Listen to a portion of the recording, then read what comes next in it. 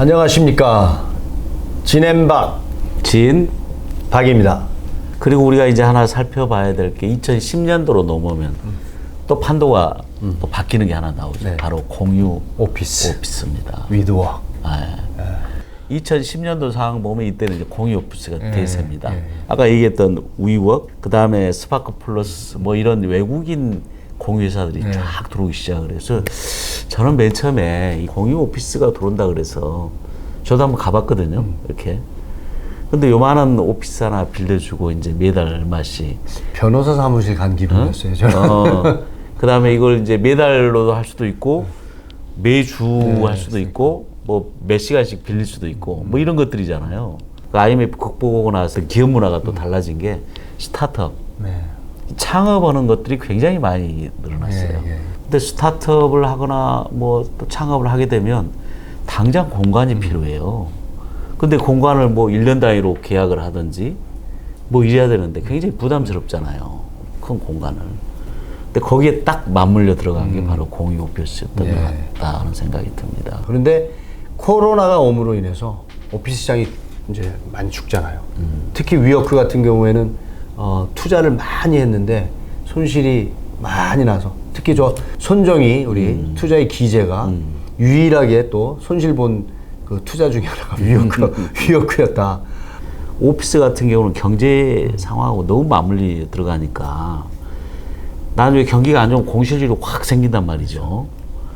근데 공유 오피스를 이제 하면 그 공실률에 대한 좀 부담이 일단 적어지고 또 그 오피스를 쓰는 사람 수요사 입장에서는 단기간에 짧게 자기가 주어질 큰 부담 없이 쓸 수 있고 이런 것도 이제 수요가 맞물려 가는 것 같고. 근데 서울시에서도 이 공유도시, 공유경제 뭐 이런 얘기를 굉장히 많이 했었죠. 어떻게 하면 기존에 있는 자원들을 효율적으로 쓸 거냐. 내가 쓸 때는 내가 쓰지만 내가 안 쓸 때는 또 다른 사람이 쓸 수 있도록 뭐 이렇게 이제 하면 훨씬 효율적이고 낮은 가격에 쓸 수 있지 않냐. 그래서 이 바람이 굉장히 몰려들었고 이게 오피스 시장에도요.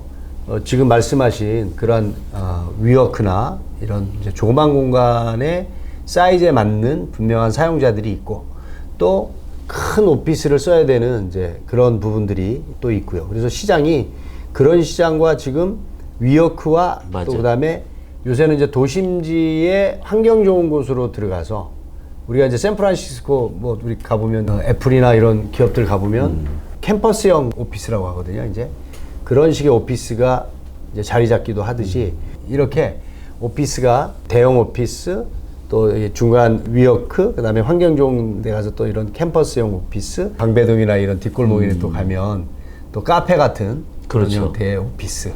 그래서 나는 굉장히 조금 이렇게 오피스 빌딩의 생태계가 굉장히 다양해진다. 방배동 뒷골목에 자그마한 그런 스타드룸 같은 공유 오피스가 있는가 하면 또 한편으로는 완전히 그 자연과 디지털이 결합된 그런 형태의 오피스.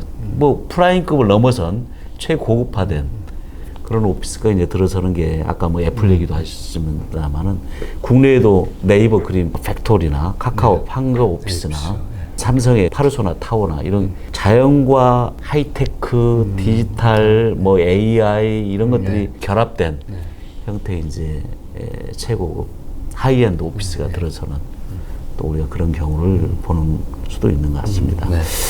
자, 그 다음에 이제 우리 코로나의 충격으로 인한 오피스의 우리가 변화 이것도 한번 들여다볼 필요가 있죠. 그럼 코로나가 우리한테 준 임팩트는 뭐냐 이제 한번 따져보는데 미국의 상황을 한번 들여다보면 지금 공실률이 19%더라고요. 엄청나죠. 근데 지금 코로나 상황 이후에 19%인데 코로나가 2020년 초반에 옵니다. 지금은 4년이 흘러갔잖아요. 그때 18%의 시작이 돼가지고 끝났는데도 오히려 올라가요. 그때 이제 코로나가 오다 보니까 다 재택근무로 다 가게 되잖아요. 특히 이제 살인적인 그 주택 가격이 높았던 데가 대표적인 게 샌프란시스코입니다. 코로나 딱 상황이 오니까 전부 재택근무를 하게 돼요. 그래서 샌프란시스코 인근에 있는 인근도 아니지 쾌적한 공간들로 집값이 싸니까 다 이동을 하고 거기서 근무를 해봐요. 1년 해봐, 2년 해봐, 할만해. 문제 없어. 문제 없어, no problem. 업무 성과도 괜찮고. 그 문화가 아예 정착이 돼버리죠. 맞습니다. 근데 문제는 이제 오피스 공간이 필요가 없는 거잖아요. 그래서 공실률이 엄청나게 네. 생겨서 방금 이런 현상이 있는 현상이 거고, 리모트 워킹 자체가 미국 문화에서는 정말 잘 먹히고 먹히는 거야. 괜찮은 것 같아요. 근데 우리는 안 먹혀줘.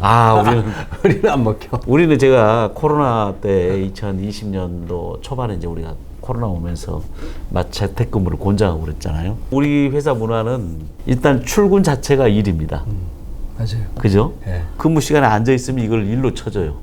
일을 하든 안 하든 간에 얼굴을 보면 왔구나. 성과 중심이 아니고 출근 중심이죠. 출퇴근 중심의 우리가 기업 문화를 갖고 있단 말이죠. 근데 미국 같은 경우는 철저하게 성과 중심의 문화죠. 그러니까 뭐 출근, 퇴근이 의미가 없죠. 뭐 다른 데서 근무를 해서 그만큼 성과하면 되면 되지. 근데 우리 문화는 아닙니다, 일단. 그리고 또 모여서 같이 회의를 해야 돼. 그래야 뭐 성과가 나와. 그래서 우리가 이제 코로나 때 그렇게 재택근무를 했지만 서로 힘들어 했어요. 그러다 코로나가 딱 끝나니까 일제히 돌아오잖아요. 그래서 우리 지금 업무 그 빌딩의 공실률이 굉장히 낮더라고요. 2, 3%? 예. 프라임급은 아예 제로예요. 제로. 없습니다.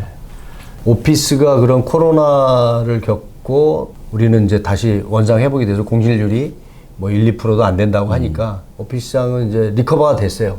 리커버가 돼서 가격도 옛날 수준 이상으로 이제 가고 있고 15,000평의 이상을 지을 수 있는 땅이 별로 없습니다. 조밀조밀한 땅들을 다 매입을 해서 그것까지 완성해서 인허가 받고 하려면 뭐 5년씩 걸리는 거죠. 그러면 이제 시장의 타이밍이 오피스 시장이 고잉다운 될 수도 있잖아요. 인허가 시점 되면.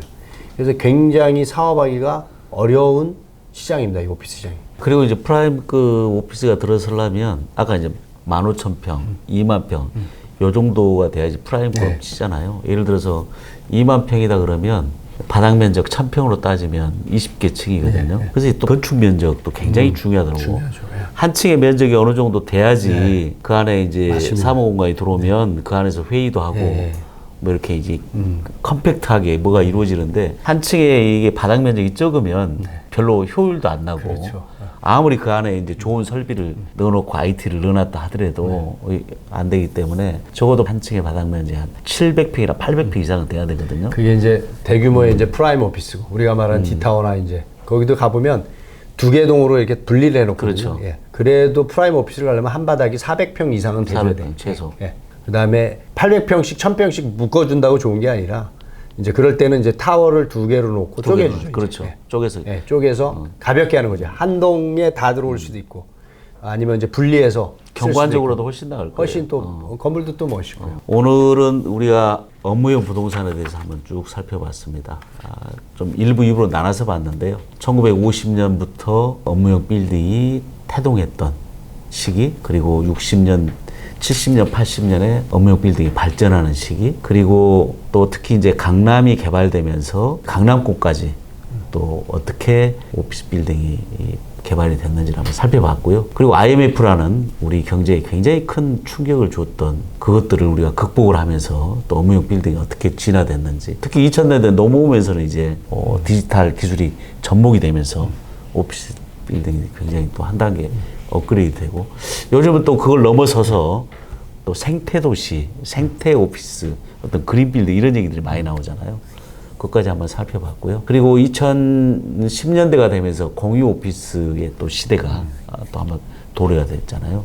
시대에 걸맞게 그 오피스가 진화하는 것까지 한번 살펴봤고, 또 최근에 있어서 그 코로나라는 우리 충격이 한번 왔었는데 돌아오면서 오피스에 대한 수요가 굉장히 많아졌잖아요. 근데 미국 같은 경우는 또 그와 다르게 코로나의 충격 때문에 거의 20% 가까이 공실률이 보이고 또 오피스 빌딩이 주택으로 변모하는 그런 것도 우리가 지금 목도하고 있습니다. 우리가 다양한 그 오피스의 발전부터 성장 또 진화하는 모습들을 살펴보는 시간이 됐습니다. 오늘 여기까지. 야부리 진 박이었습니다.